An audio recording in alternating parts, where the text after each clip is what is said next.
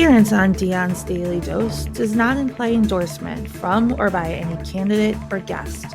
The views, thoughts, and opinions expressed by Dion Bergeron or Dion's Daily Dose are his own and do not represent the views, thoughts, and opinions of any guest. Material and information presented is for general information purposes only.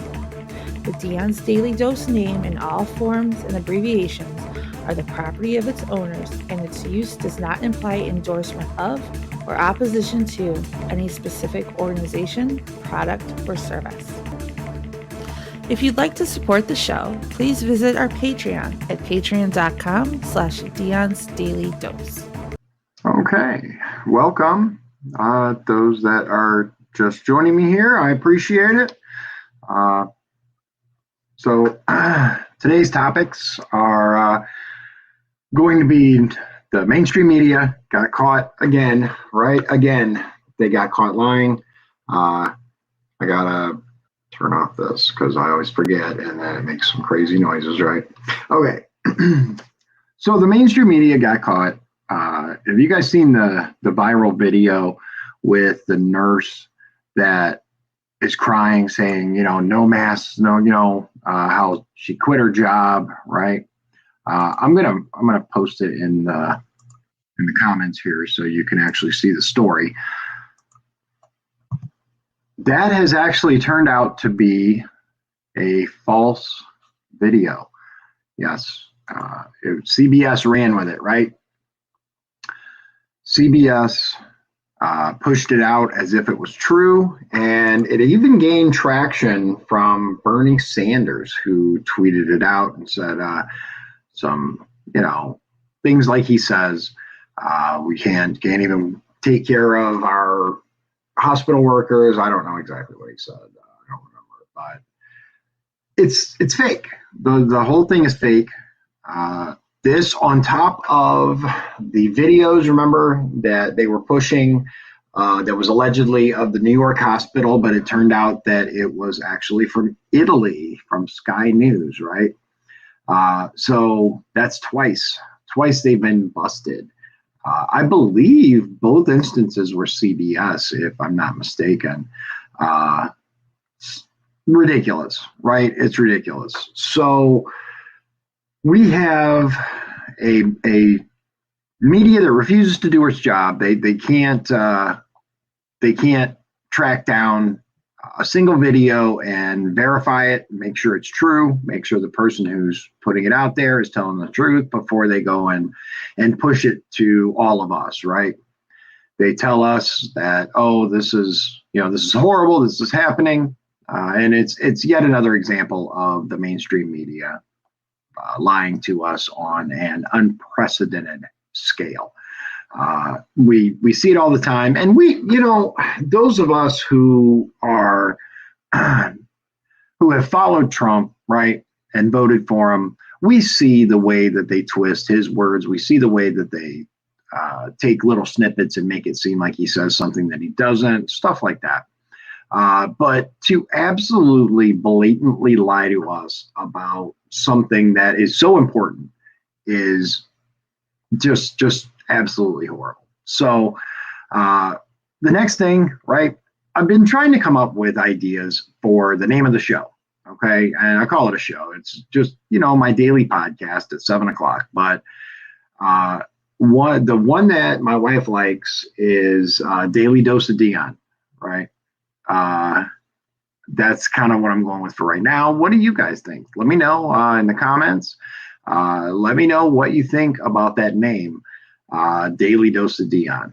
I'm not 100% sold on it.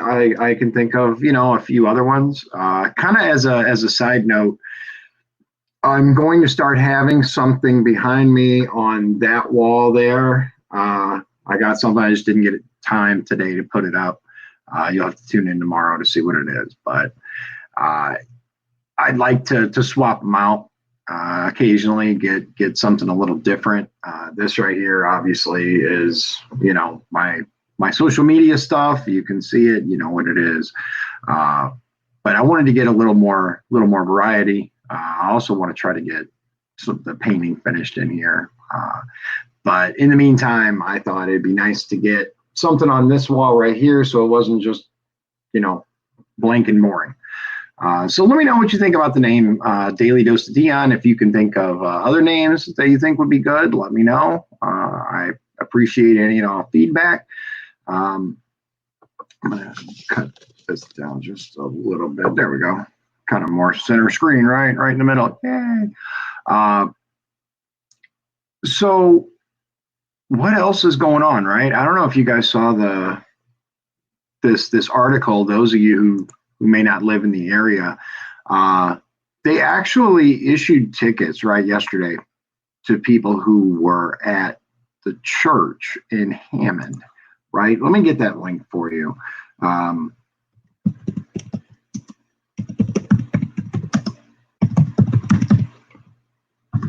But the thing that's really kind of sad is that there are people that are like going on talking about how this is justice, this is a good thing, that these people are getting tickets, right, for having a church service. Like, what? Really? Guy Relford, he made a Facebook post and he said, I'm looking in the First Amendment for an exception that says, unless the governor orders otherwise. And that's absolutely true. Are our rights suspended just because people are declaring a state of emergency, because governors and other places are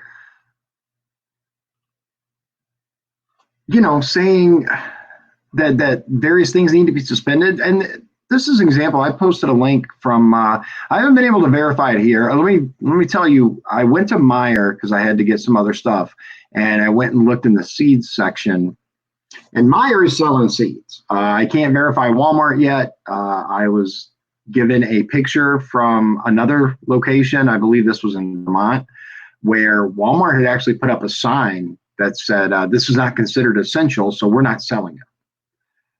Now, I want everyone to really just stop a minute and think. When the government tells you what is essential and what is not, right?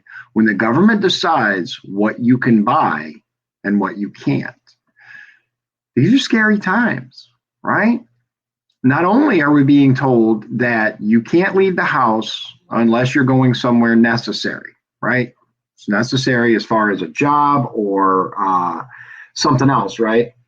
We're also being told that certain locations are unnecessary, like church. We're being told that certain goods are not necessary as far as things that are sold. We've had restaurants that have been, shut down. We've had jobs that are, deemed non-essential. We have people laid off all across the nation, right? Our unemployment numbers have skyrocketed, right?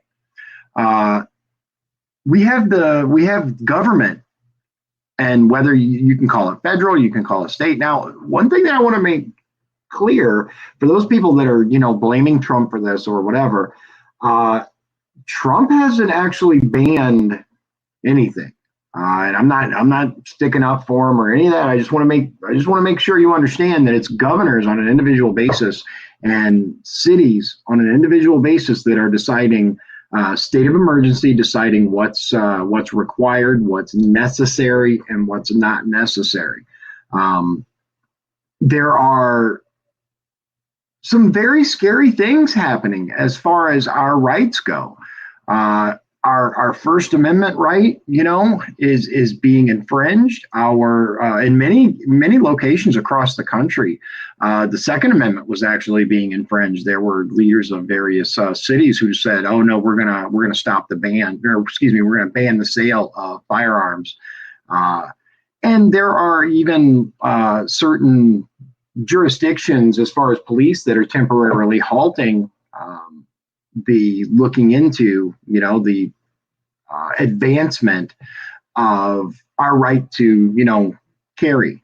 In Indiana, for example, there are certain county governments, county police station, police sheriffs, and groups that are saying, "Oh no, we're going to suspend this for right now," right?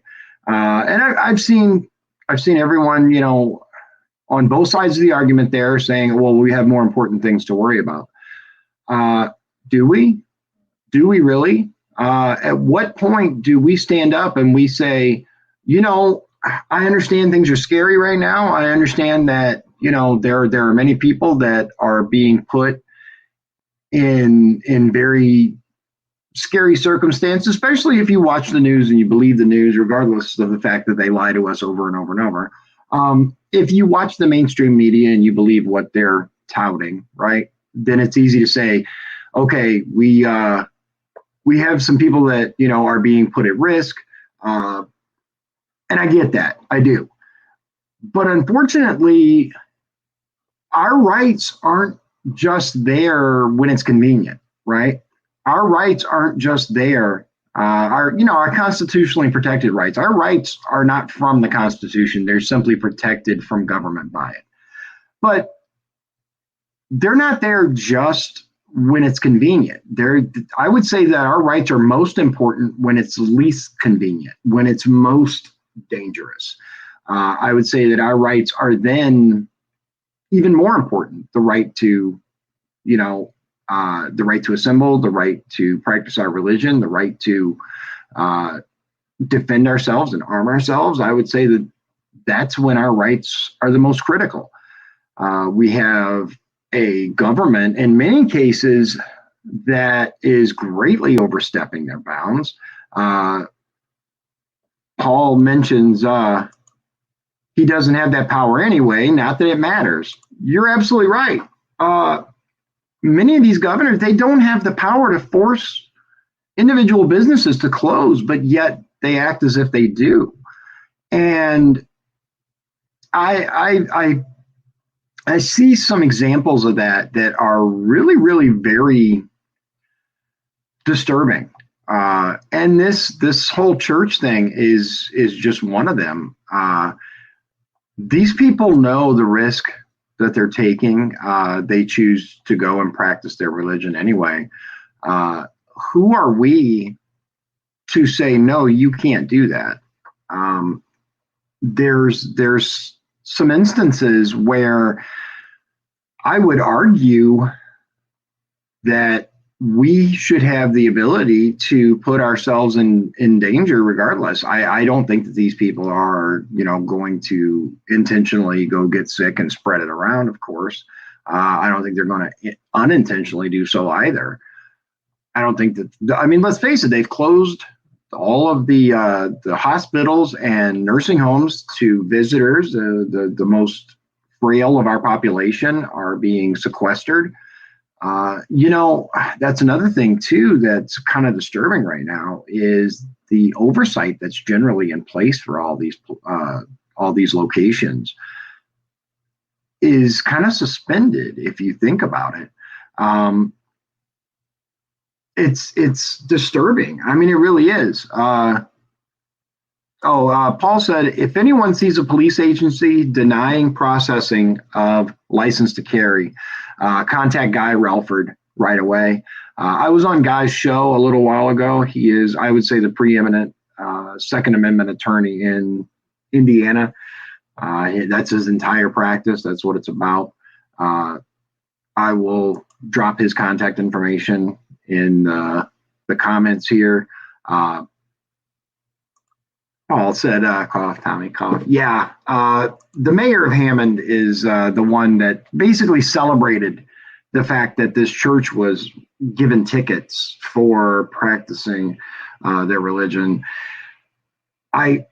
It's very disturbing to me. We are a society, we are a country founded on individual rights and the protection of those rights. And, we see the governors, the police, and all these people rejoicing. And look, it just comes down to, do you honestly expect, realistically, ask yourself, when this is all over, right? The government has seen exactly how easy it is to get us to give up our rights, right? All just be scared of a virus, and we are all willingly hanging out in our homes, not going anywhere, and now giving up our freedoms to practice religion. No, no, damn that. Says McNeese Shannon says, Dion, I work at the mill. I have a note in my truck I'm supposed to provide to law enforcement if I get pulled over. I literally have papers for when I get pulled over. Right. Think about that. My mother-in-law, she works at a pharmacy, and she was actually given papers as well, for when the police pull you over for driving, for having committed no other crime. You have a paper so that you can prove you're supposed to be out, so that you can prove it. There's been a lot of talk, right, about tying things to Germany in the 30s, but I'm going to tell you that's some scary stuff right there. You know, papers, please. It really is very, very scary.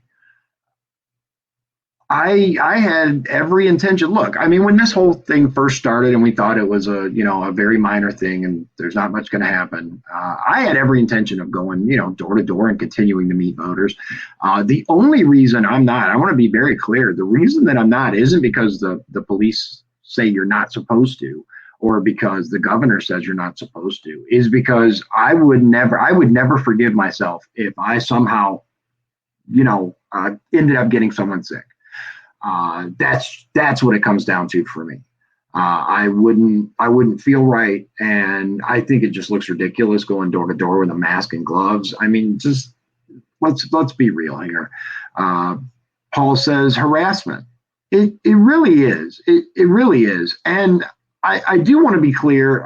There were some rumors floating around there in the beginning where they were talking about how the National Guard was going to be pulling people over, and Indiana State Police were giving tickets. Now, it's important to understand, because I shared the information where they said they're not going to do that. That's not their plan. But if you read, here's the thing: they're not necessarily pulling people over. But what they are doing is, if you're out and you commit some other crime, they happily tack it on, right? They happily tack it on so that they can get additional fines, so that they can, do any of these things. Yeah, it is your choice as an American to make the choice to stay home, not the government's. Absolutely. Absolutely. And that's just what it comes down to for me. Look, I'm not a big fan of governmental control in the first place. Our federal government has entirely too much power. They control way too much. Paul says nobody has gotten a citation for being out. Right, but one thing that I do want to point out is there was an article where a person was caught speeding or had a DUI or something, and they tacked it on. Yeah, they're not pulling you over. I want to be very clear about that, especially in Northwest Indiana. Indiana State Police has gone on record saying we are not pulling people over just for being out. LaPorte County has gone on record saying we are not pulling people over just for being out. Lake County, though, they have walked the line. They haven't said they're not, but they also are quite willing to give additional citations if you're caught doing something else, right? If you can't prove you're supposed to be out, which, think about this for a minute. Just look, I get, the virus is scary and all that stuff, but just think for a moment that we as American citizens have to prove to law enforcement that we are supposed to be somewhere, anywhere. No. I mean, doesn't that kind of go against, unreasonable search and seizure in many, many, many ways? I'm going to see if I can find the article. It's on my Facebook.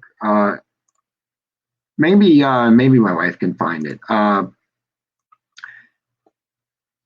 can you look? She's in another room. Can you look and see if you can find that article and drop it in the comments about the one where the lady had the DUI and they tacked it on to her other charges. I know I saw it. I'd have to. I'll look and see if I can find it. I'll drop it in the comments after this. But so, what do you think about Daily Dose of Dion for the name? It was Liz's idea. I want to give her full credit. She's the one who came up with that, and I'm curious as to your take on that name, or if you can come up with a better name. Yeah, I agree, Paul. Paul says, I'd spend money for a lawyer on that ticket. Yeah, because look, again, it comes down to us being American citizens and us being told when and where we can be, right? You can't be out right now. What? You can't go here. What? It's very, very scary. It's just sad. And there are people that, the most concerning, oh, there it is. Okay, so here I'm going to pop this up. This is San Antonio. San Antonio has issued 880 warnings, 11 citations of stay home, work safe order. 880 warnings and 11 citations. And that's just San Antonio. It's disturbing. It really is. I've said it before. I'll say it again. In Northwest Indiana, we have it better than in some places. I can't speak to other locations. I have family on the East Coast, and it's serious over there. We have it better here, but that doesn't mean we shouldn't say, well, okay, we're better off, so we're not gonna talk about the issues that we have. We're not gonna talk about the rights that are being trampled. It's really disturbing as to how easily we give these up, right? As to how easily we sit back and we go, well, it's for a good cause, right? Just like those, the people that are gun control advocates, let's use that term. It's for the children. It's for the children. It's the emotional response, right? And I get it. They've been using this for many, many, many years, but it's the same thing when we have with this virus, right? Here's another one. It says Denver, right? Denver issues 5 citations for violating public health orders surrounding COVID-19, including one to a business twice. There are more, she says. Yeah, and it's scary. It's absolutely scary. I think Indiana, especially the police here in Indiana, Northwest Indiana, we have, I'd like to think, more sense. Our sheriffs and whatnot, they know that we're not going to stand for that. But look at what happened in Hammond with the church. I mean, that's insane, right? It's absolutely insane. Wow. That's all I can say. Shannon says, I wish more folks could see what your thoughts are. I haven't seen any other candidates doing this except Lemons. You can't keep the same story though. So I have some news, right? It's not official yet, but so I went, I put it out there for other candidates to come on and talk. The social distancing, I have the ability to have guests now. Spencer said that he'd be interested. It's not going to be a debate, so I don't want to get your hopes up. It's just going to be a conversation. We're going to agree in advance to the topics. We'll have a chance to actually talk. We'll field you guys' questions. Maybe we'll see if he's into that. I know that he has expressed interest. I asked him. He's like, yeah, that sounds good. I could do that. I'm going to reach out to all of the other candidates on both sides of the aisle and see if they would also be interested. Mont Handley said no. So far, we have Spencer, who said yes. I have not heard back from anyone else yet. So I have also asked Michael Strauss, who's running as a libertarian. He has agreed as well. So that's two so far. Thursday night, I'm going to have a guest from California on. I have a couple people working on the graphic for that, so hopefully I can get that pushed out. Let's see. Paul says, that's a load, Liz. I hope all those San Antonians get lawyers, lock people in this. Yeah, it's ridiculous. Shannon asks, where do you think this ends? How will this change the U.S.? That's a very, very good question. I can tell you what I hope happens. What I really, really hope happens is that, number one, that we all realize what's really important to us and the people that are really important as far as this nation goes. I've said it before, the pyramid, right? You have the rich people at the top of the pyramid, and then you have everyone working at the bottom of the pyramid. You have your truck drivers, your stockers, your nurses, your doctors, the people that keep this country going. Those are the important people. Without the base of we can lose the top sections of the pyramid, right? We can lose mainstream media. We can lose the Hollywood actors and actresses, the ball players, athletes. We can lose all those people and nothing really changes. But if we lose the people that are keeping this country moving, if we lose the people that are moving the goods across this country, if we lose the people that are stocking the store shelves, that are keeping you and me fed, right? We lose those people, this society crumbles. I hope that people really come to terms with that and really realize what they're voting for when they go into that voting booth or mail their ballot in. Many, many, many things are kind of simmering beneath the surface, right? And look, Trump's just a part of it. He's just a small part. The one reason, I've said it before, I'll say it again, one reason why Trump is so incredibly popular and why his base will never abandon him, no matter what comes out, no matter what new evidence the mainstream media allegedly has, is because he stands up and says, no, that's not right. He will say what's on his mind.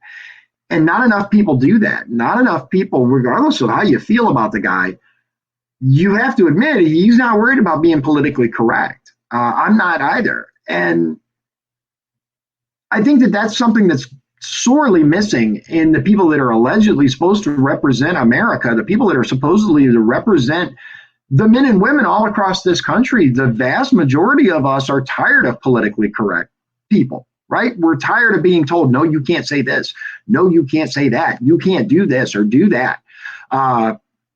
I'm sick of it, right? I'm tired of being told what I can and can't say, what I can and can't do.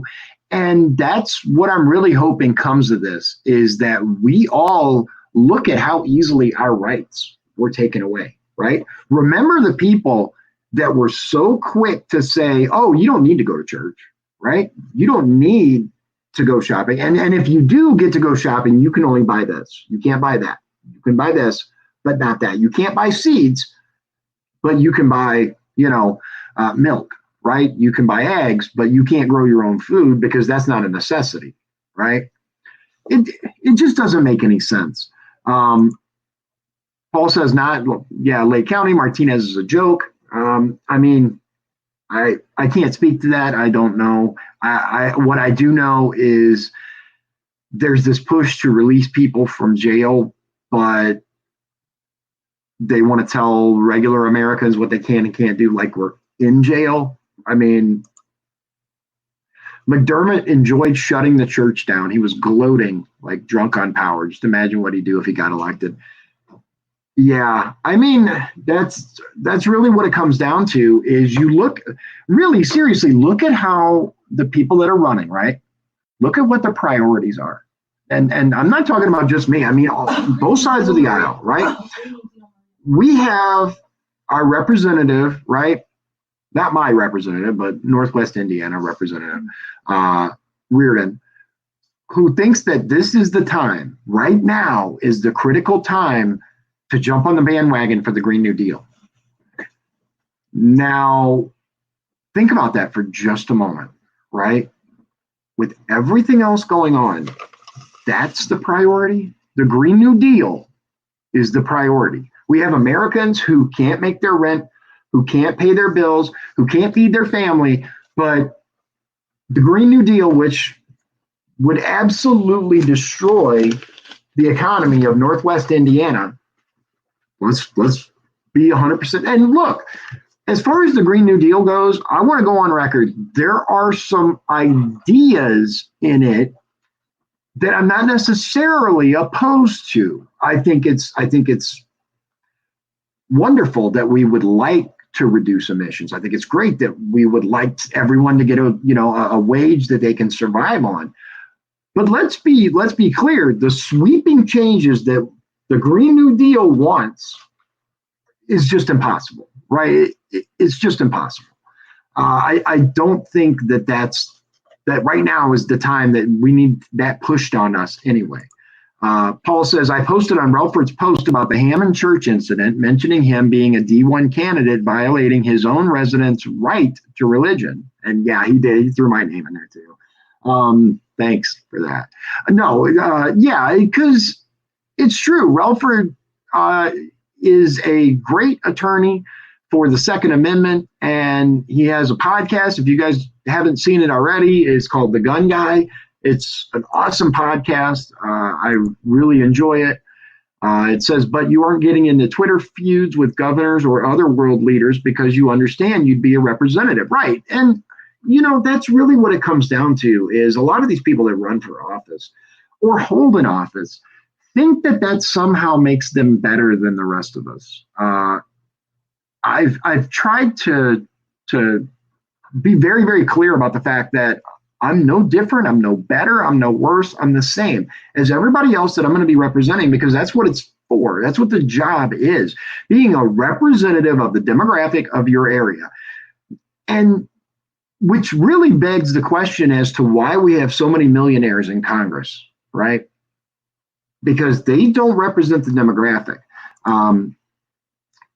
The political players that were trying to take our rights before the virus are the same players telling us they are here to help us. Yes, absolutely right. Isn't it interesting how that works? We have these people that before all this shutdown, they told you, oh, the Second Amendment's only for hunting. You don't need this kind of gun. You don't need that kind of gun. You can only use this kind of gun because this is, safety approved or whatever. You can't say this, you can't say that because you might hurt someone's feelings.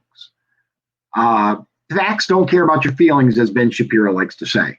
And it's true, because let's look at it from just a pullback perspective for a minute, right? A top-down view. Anyone can say anything hurts their feelings.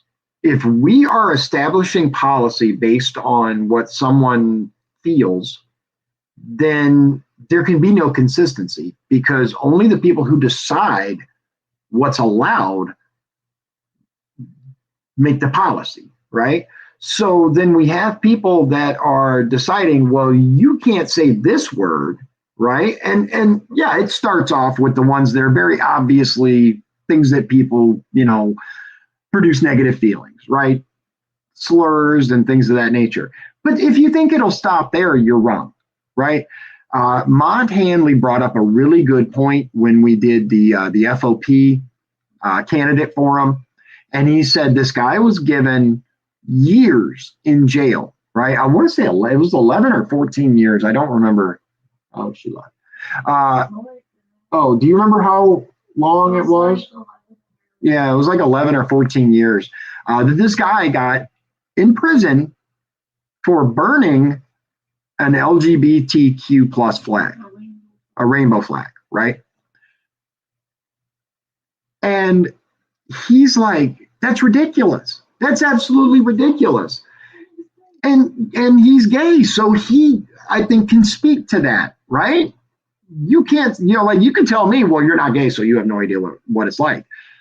I think he has a pretty good idea, and I think that he can effectively say, that's ridiculous, right? You should have seen the dirty looks he got, though, from some of the people on the left that were seated near him. It was priceless. Yeah. Off-topic question: how do you plan to reach the unions? How do we help you reach the members and the leadership? That's a great question. I have already published my USW survey. What I ask seriously of everyone that is looking into the candidates, right? Look, right now, people are broke. I have suspended all my official fundraising. I'm not pushing my, my contribution page, my, begging for money thing, which it's hard anyway as a candidate who doesn't like begging people for money. But especially right now, I just feel pushing that stuff. But right now, I'm able to do this, right? I'm able to get on live with everybody and share the message. Look into the other candidates. But if you find a candidate that you personally, whether it's me or not, that you feel passionately about, that you're like, yeah, this guy or this woman gets it, they understand, share the message, right? Tell people, hey, check out the intro video, check out their page, listen to them for just a minute. And I say them, not him, whoever that person is, because there are people who believe that people who want to take all your rights away speak for them. And it's unfortunate, but it's true. There are absolutely those people that think that we should just give everything away to the UN, that we should just, pay off everyone's student loans and, kumbaya. How do I reach the leadership? That probably is the hardest question, because I have tried to explain to union leadership what backing the new Democrat Party, the veil off Democrat Party really means. Unfortunately, they don't seem to want to listen. I've sent letters, emails to leadership telling them they're not the same party, right?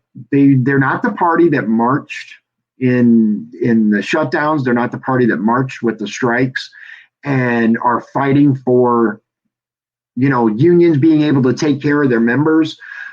Look, unions definitively have a place, right? And I've been very vocal about my support of unions. I don't think that they should be all powerful, but there are many, many things that wouldn't have happened if it wasn't for unions. Let's see here. It says, I asked because in my opinion, District 1 is unwinnable without labor. I agree. I will say members live our values. Leadership may be a lost cause. I think you're right. And that's really, really what it comes down to. You'd be amazed at the number of private messages that I've gotten saying, hey, I know that the leadership, has backed a Democrat, but if they had backed you, I'd be suspicious anyway. I have, a bumper sticker on my truck that says Steelworkers for Trump. Because they understand the people that are really in the trenches, they get it.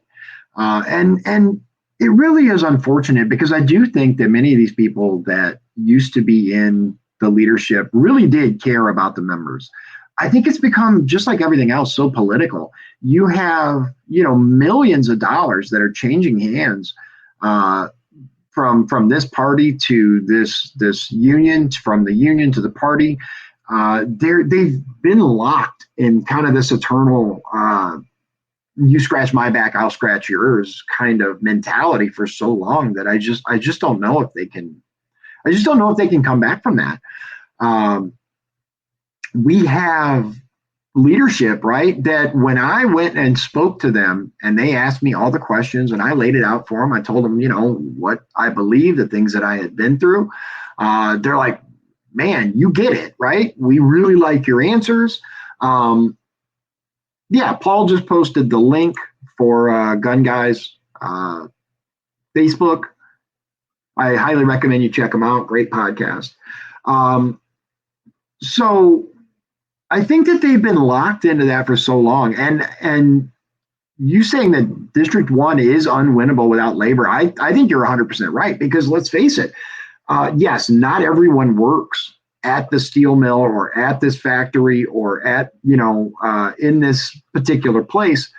But the issue is everyone has someone who either works at the mill or benefits from the mill or manufacturing or something. Hey, almost everyone in Indiana has a family member or a friend who is part of a union, right? Who at least knows someone who's in a union. Unions are a critical part of Northwest Indiana. The steel mills are a critical part of the infrastructure. And we've had some candidates that are like, oh yeah, we should totally shut the mills down, right? We should make them, I don't remember the exact language used, but the Green New Deal would go a long way towards that. There's been another candidate who said that everything at the mill can be run on solar power, right? Look, I think that shows a flawed understanding of the steel mills. I think it shows a flawed understanding of the number of jobs that would be affected if the steel mills were gone. It's not just the mills, right? You've got all of the things that depend on the mills. You have transportation, you have infrastructure, you have all of these things that are fed by the jobs from the steel mills. We like to make steel Monday through Friday, shoot targets on Saturday, and some like to worship on Sunday. Exactly. I mean, the mill workers are about as American as you can get, right? They appreciate their freedoms. They appreciate the fact that they're part of one of the last great American industries, in my opinion. Steel it's been a part of the American vision, the thing that makes America great for so long. And as such, like my wife, her family, right? Her dad is a retired mill worker. Her brother is an electrician there. Her aunt was a what? A crane. Yeah, her aunt was a crane operator. Both my grandpas worked in the offices. Both her grandparents worked in the offices. Yeah, it's a critical part of life in the region. But we are all one region. Yes, we are. We connect to those industries directly or indirectly. Absolutely. We all have some kind of connection to the industry. And I've heard it over and over and over. There are the exceptions to the rule. There are those union members that whatever their leadership tells them to do, they will do. Whoever they tell them to vote for, they will vote for. But I think many people, more so than we've ever seen, is starting to wake up and go, why? Why should we vote for someone who wants to take away our health care? Bernie Sanders, for example, has come right out and said that he would absolutely take away union health care. Yeah, and he, just so you know, he also did not vote for the stimulus check. I think if we can keep your message going and you can keep strong on labor, you have a real shot at this. I think so too. And it just comes down to connecting with the voters, right? And that was the hope when I, kind of started this. I would meet people. I'd have as many meet and greet as possible. I'd have some cool fundraisers. Like I was going to do one that we did axe throwing here in Michigan City. There's a place called the Lucky Hatchet, right? We were going to do that. We had to shut that down. But I really do believe that this is kind of the next best thing, right? I can do every night, 7:00. I talk to you guys directly, ladies and gentlemen, and you have an opportunity to hang out with me for a little bit, ask whatever you want, and it's absolutely possible. I don't have the money for billboards or spamming social media with ads. But what I do have is I have every night at 7:00 where you can, ask me whatever you want. I absolutely believe that a little bit of word of mouth goes much farther than any ads do anyway. Let's look at Bloomberg. Look how much money he spent on ads. It was like $900 million that he spent. Well, it was like 500 million on ads, right? But basically, at least $500 million. We know it was at least that much. $500 million that he spent on ads and still got like 0% of votes. Got what? Yeah. I think Samoa, right? They voted for him. But that's it. So money doesn't determine everything. Look at, Clinton outspent Trump by ridiculous amounts. It's not all about money. If we can connect, if we can share the message, if we can tell people, hey, I think it would do you some good to just, take a minute and listen. And not everybody's going to get it. There are those people who are absolutely intent on the fact that you need experience to be a representative, even though it was designed for regular people to go. And I get that. I understand that. As a matter of fact, if there was an article that I read today, I forgot who sent it to me. I think it might have been Paul, where it was the New York Times talking about how governors are stepping up in this crisis, right? And they made sure in the article, there was one paragraph where it was like, there was one part where it was like, Americans are learning that maybe experience does matter, right? Because there are so many Democrats across the nation that are running, and regular people, and not just Democrats, but Republicans too, regular people are stepping up and saying, I think I can do a better job than you because I know what it's like to be a middle or low income American. I know what it's like to be that. That's, unfortunately the way it is. I was looking forward to grilling lemons on right to work and labor. Yeah, I can imagine. I'm going to see if that's something that he's willing to talk about. I'm hoping though, realistically, I'm hoping that if this stuff goes on much longer, that we can have some virtual debates, right? I don't know who will agree to it. I'd like to. I'm open to it. If somebody, wants to push that out there, I'm right here. I have no problem with that. But who knows? Paul asks, how much of Bloomberg's spending was from public funds? That's a good question. I don't know. One of the issues that we've seen over and over is politicians in general just misusing money. We have politicians that are using from one fund to another, and that's what I want to say about that. You know what I'm talking about. But look, it just comes down to me. The entire reason I'm running is because I believe that we need someone who understands the needs of the regions, i.e. labor, right? Labor is a critical part of Northwest Indiana, but we need someone who doesn't have all the connections to these dirty politicians that have been in office for years and years and years. And yeah, and we need someone who's willing to call out other people. One of the things that I had a big issue with on McDermott is when he got on WJOB and talked about how he was looking forward to being Pelosi's little soldier. Really? How is that going to solve anything by just doing what Pelosi wants? He has a lot of admiration for her. This is the woman that tore up the story of America from, in my opinion, one of the greatest State of the Union speeches we've ever heard. Love him or hate him, Donald Trump gave in my opinion, a very moving, amazing speech. And to just tear that up, really? And that's one other thing that I'd like to see more of from other candidates as well, is saying what they disagree with, right? What they're going to vote for. Now, on that topic, we've got Pelosi who's telling people that she's absolutely going for another stimulus and that it's going to be at least another $1 trillion, right?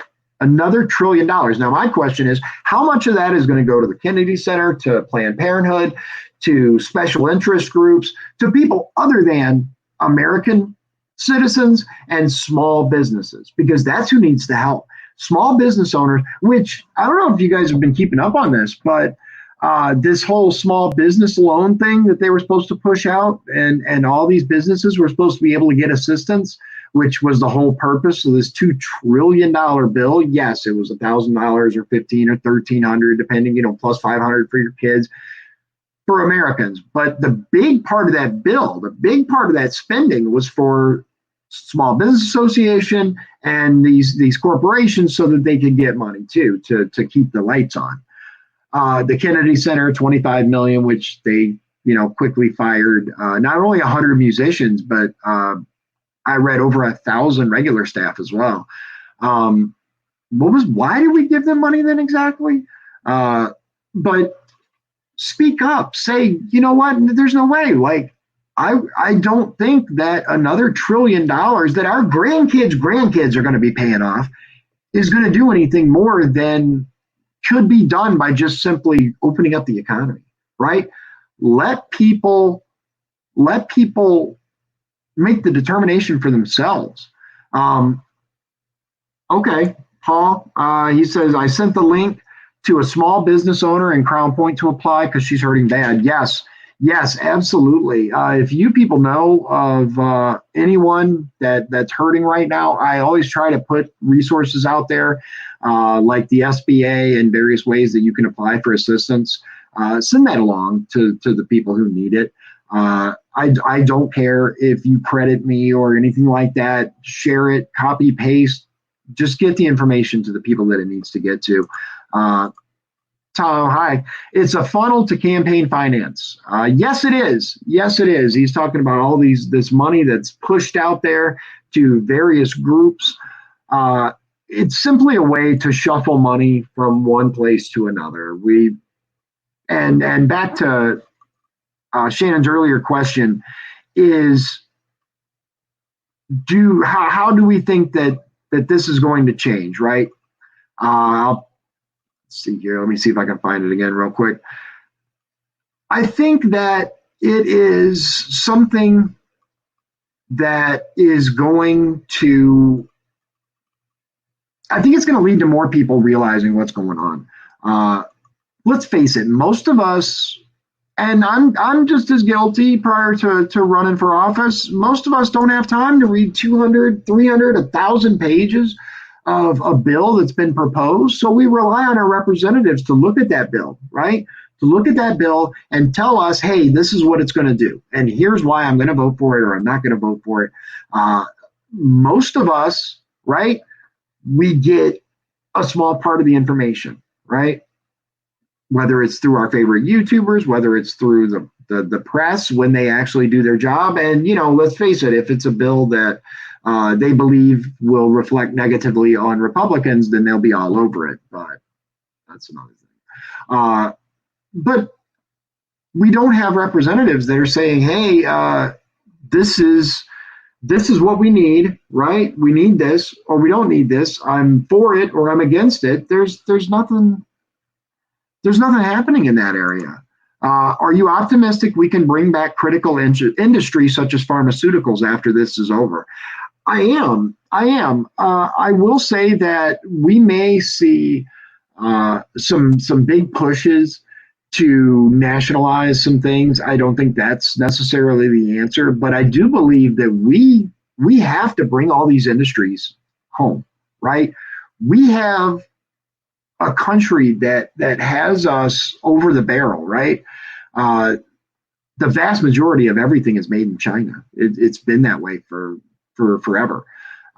If we can learn one thing from all of this COVID stuff, if we can learn one thing and take one lesson from it, it's that all of these critical industries need to come home. We need to be able to survive just in case. We need to be able to have these critical industries that produce things for America, in America, here. And I understand that there are some very serious questions that have to be asked about tax breaks and well, it's cheaper to hire labor over there. It's cheaper to buy this, to buy that. I think there should be a very serious conversation about how much countries such as China controls us. Absolutely. Absolutely. And if prior to this whole thing, I actually filled out my Ballotpedia answers. And in there, I said China is a very real threat to us. And I don't think that people understand this. Uh, a lot of people do. People that are awake, you understand it. Obviously, most of the people that follow me understand exactly what a threat China is. They control so much. They control our debt. They control our production. We have pharmaceuticals that are being produced there, and just the fact that China said it out loud that they considered, right, not giving us these things, not allowing these things to be exported to us, tells you right there that they've considered it on a very real level in the past. And what would that do to us? What would that do to the United States of America if suddenly the things that we needed as a country we couldn't get? And that's why I think we have to do whatever we need to do to make sure that America is self-sufficient. I'm all for trading with our allies. I'm all for, global trade. But I think that free trade is a misnomer, right? Free trade seems to put out the notion that there should be completely even give and take to each side. There's nothing wrong with tariffs. There's nothing wrong with making sure that other countries are paying their fair share. That's especially critical when it comes to things that I've mentioned in the past, the low quality steel that China and India and other countries have dumped into our market. Until we can come up with a long-term solution to this, tariffs are where it's at. Paul says Washington lobbyists. Yeah, and that's another really, really crucial part of our government that is a problem, just a real problem. We have these people that are on the revolving door between these governmental agencies to a lobbyist, to a special interest, to the government. And then there are a lot of things that's what the Trump haters, right? The never Trumpers don't realize the number of things that Donald Trump has exposed in the big grand scheme of things, right? We've got these people who have kept their security clearances despite no longer being in the government. We have people that are learning about our absolutely, really, really important things about our government. And then they take that and use that in a way it was never intended. Lobbyists, things like that are destroying the foundation of this country. And in many cases, corporations have more rights than the individuals do. They many cases can't be sued in a regular court. That's what that was one of the biggest issues that I had with the TPP, right? The Trans-Pacific Partnership, is it actually did an end around court process where and it's the big thing when you hear anti-vaxxers, right, talk about the vaccines and being unsafe. It's important to realize that the foundation of that is because of the way that suing the vaccine companies is set up, right? You can't sue the company directly.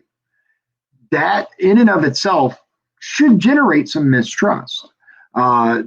Then we have recent articles that have been published that say that there hasn't been a proper safety test done in 30 years. That's kind of where the issue lies.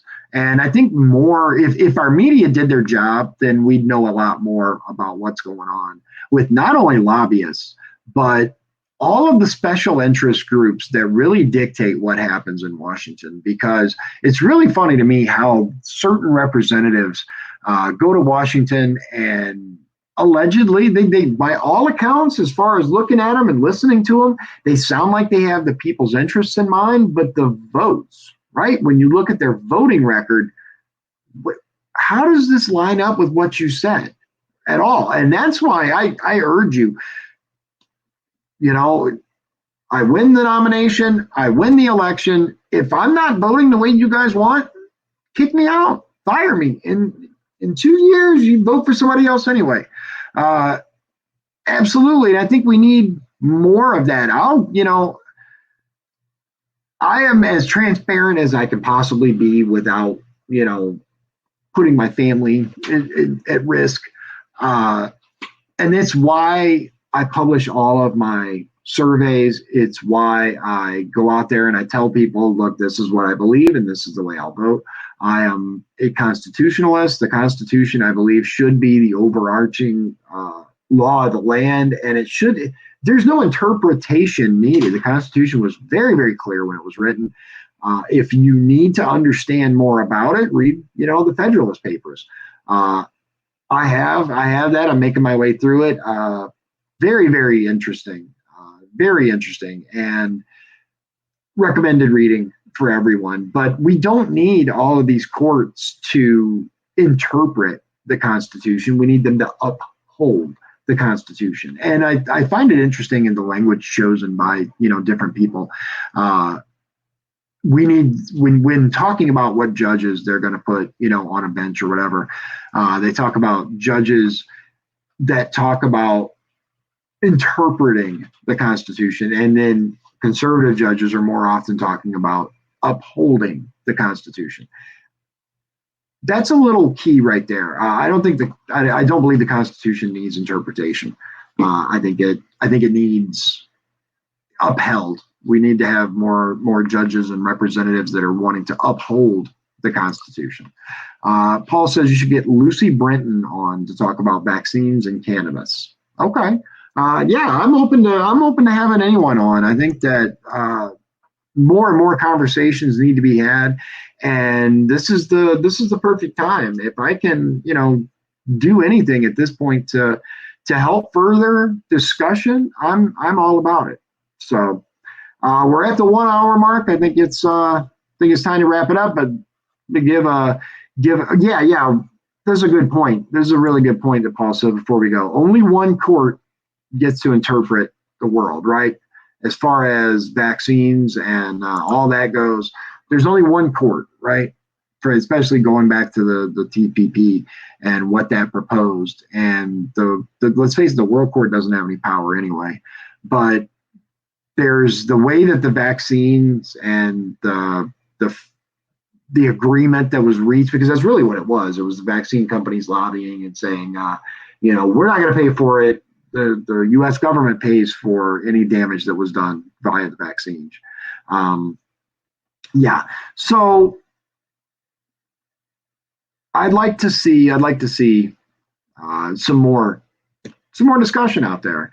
I'm really excited about my guests coming up. We're going to have Mr. Cargile on Thursday.